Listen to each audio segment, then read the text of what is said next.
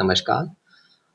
जैसा आप जानते हैं, इस प्लेटफ़ॉर्म पर हम माइनिंग, मिनरल, एनवायरनमेंट और डेवलपमेंटल इश्यूज़ पर बात करते हैं और इसी सिलसिले में आज हम बात करने वाले हैं पैक्स सिलिका इनिशिएटिव के बारे में, जो कि अमेरिका द्वारा बनाया गया कुछ देशों का एक इनिशिएटिव है, जो समूह है कुछ देशों का। और इसका ऑब्जेक्टिव क्या है? इसका ऑब्जेक्टिव क्रिटिकल मिनरल की सप्लाई चेन और ट्रस्टेड टेक्नोलॉजी के माध्यम से जो मेंबर कंट्रीज़ हैं, उनके इकोनॉमिक डेवलपमेंट को सुनिश्चित करना है। तो इसकी आवश्यकता क्यों महसूस की गई, ये जानना भी ज़रूरी है। तो दुनिया में जितने भी देश हैं, सब एक दूसरे से आपस में अनेक ट्रीटीज़, एग्रीमेंट या ग्रुप के माध्यम से एक दूसरे के साथ कोऑपरेशन में रहते हैं। लेकिन पैक्स सिलिका जो इनिशिएटिव है या जो कुछ देशों का समूह है, ये सिर्फ क्रिटिकल मिनरल की सप्लाई चेन और टेक्नोलॉजी से संबंध रखता है। हम इकोनॉमिक डेवलपमेंट के अभी एक ऐसे दौर से गुजर रहे हैं, जहाँ पर कि दुनिया की एनर्जी से रिलेटेड जो रिक्वायरमेंट है वो बदल रही हैं। कंप्यूटर एडेड टेक्नोलॉजी में नए-नए क्रांतिकारी परिवर्तन हो रहे हैं। हाई-टेक अप्लायंसेस में भी कन्वेंशनल मिनरल्स जैसे कि कोल, आयरन ओर, मैंगनीज ओर, बॉक्साइट और भी इसी तरह के अनेक मिनरल हैं। उनके साथ-साथ क्रिटिकल मिनरल का उपयोग भी तेज़ी से बढ़ रहा है। और क्रिटिकल मिनरल का हम सभी जानते हैं कि इसकी जो वर्तमान अवेलेबिलिटी है, वो कुछ ही देशों तक सीमित है। और इसमें भी 90% जो क्रिटिकल मिनरल की सप्लाई है, वो चाइना से पूरी होती है। इसीलिए किसी भी प्रकार का यदि जियोपॉलिटिकल कंडीशंस में चेंज आता है, डिसरप्शन आता है, कोई बाधा उत्पन्न होती है, तो उसकी वजह से जो ग्रोइंग सेक्टर है, जैसे कि रिन्यूएबल एनर्जी है, सेमीकंडक्टर का जो क्षेत्र है, ऑटोमोबाइल सेक्टर है, एरोस्पेस सेक्टर है, डिफेंस सेक्टर है, इन सभी की ग्रोथ अफेक्टेड होती है। और ग्रोथ अफेक्टेड होती है तो जो देश हैं जहाँ पर की ये कंपनियाँ हैं, उनकी भी इकोनॉमी पर असर होता है। इसीलिए पैक्स सिलिका जैसे इनिशिएटिव की आवश्यकता महसूस की गई। तो पैक्स सिलिका शब्द का अर्थ क्या है, ये जानना भी ज़रूरी है, क्योंकि ये एक नया शब्द कॉइन हुआ है और थोड़ा कैची भी है। तो पैक्स एक फ्रेंच शब्द है जिसका अर्थ होता है पीस, स्टेबिलिटी और प्रॉस्पेरिटी।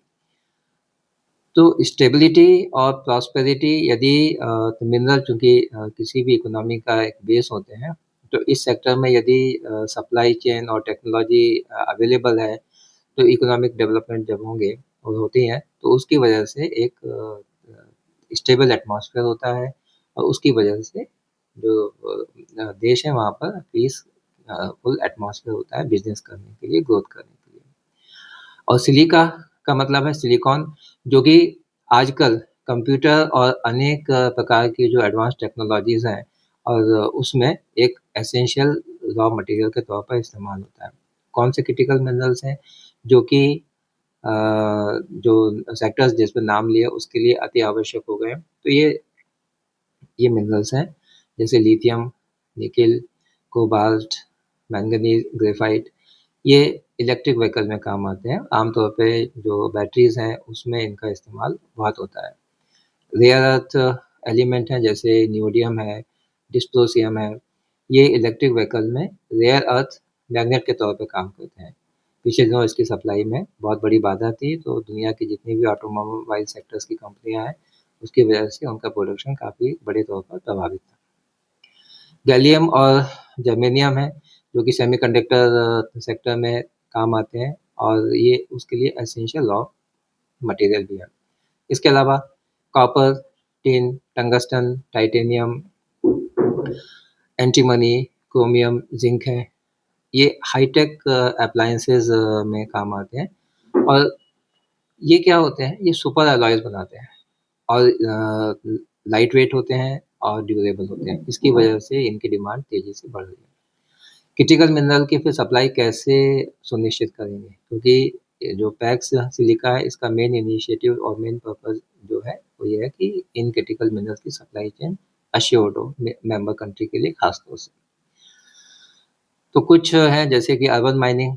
अर्बन माइनिंग यानी कि जो मटेरियल हम इस्तेमाल कर रहे हैं और जिसमें क्रिटिकल मिनरल का इस्तेमाल हो रहा है और जो अपनी लाइफ पूरी कर चुके हैं, तो उनमें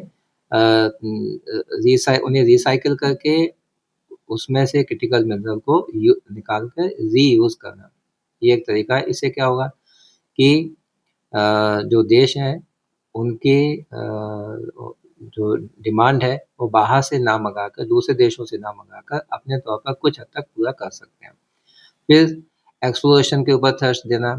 क्रिटिकल मिनरल का एक्सप्लोरेशन कन्वेंशनल एक्सप्लोरेशन की तुलना में ज़्यादा महंगा है, खर्चीला है। कारण ये है कि ये जो मिनरल हैं ये अपनी होस्ट रॉक में डिसेमिनेटेड कंडीशन में रहते हैं। इनका जो कंसंट्रेशन है 1% से भी कम होता है और कहीं-कहीं पर तो पार्ट्स पर मिलियन में ये पाए जाते हैं। इसकी वजह से एडवांस टेक्नोलॉजी की ज़रूरत होती है, एडवांस इक्विपमेंट्स की ज़रूरत होती है और एडवांस स्किल की ज़रूरत होती है। तो ये इनिशिएटिव इस चीज़ को एश्योर करेगा कि इस सेक्टर में इनोवेशन किए जाएँ और जो टेक्नोलॉजी, इक्विपमेंट्स और स्किल है, वो सभी देश आपस में शेयर करें, जिससे कि इस सेक्टर में आत्मनिर्भरता की तरफ बढ़ सके। तो ये जो इसके अलावा एक चीज़ और भी है कि सप्लाई चेन को मैनेज करना। अब ये कैसे सप्लाई चेन मैनेज होगी? तो ये वो देश जहाँ पर कि ये मिनरल पाए जा रहे हैं, उनके साथ जॉइंट वेंचर बनाना या उनका मिनरल प्रॉपर्टी राइट को एक्वायर करना, ये सब तरीके हैं, जिससे कि सप्लाई चेन को बेटर मैनेज किया जा सकता है। यदि ये इनिशिएटिव सफल होता है, तो निश्चित रूप से आने वाले समय में जो क्रिटिकल मिनरल की डिमांड है, वो काफ़ी हद तक पूरी की जा सकती है। तो इस इनिशिएटिव में कौन-कौन से देश हैं?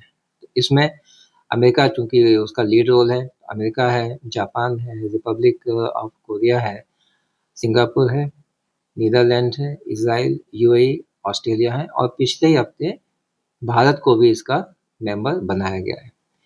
तो ये सभी विकास या तो विकसित अर्थव्यवस्था है या विकासशील है।